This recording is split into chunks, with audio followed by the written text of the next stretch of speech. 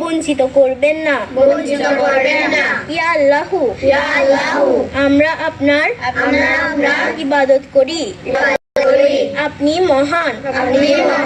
আমাদেরকে সঠিক পথ দেখান যেন আমরা দুনিয়া ও আখিরাতে সম্মানিত ও পুরস্কৃত হই। ইয়া আল্লাহু ইয়া রহিম রহমান নিরাপত্তা দানকারী ও শান্তি দানকারী। আপনার পথে পরিচালিত করুন।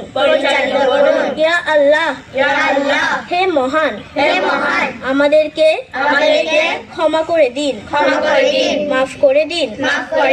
আমাদের সবাইকে ভালো কাজে একতাবদ্ধ করে দিন।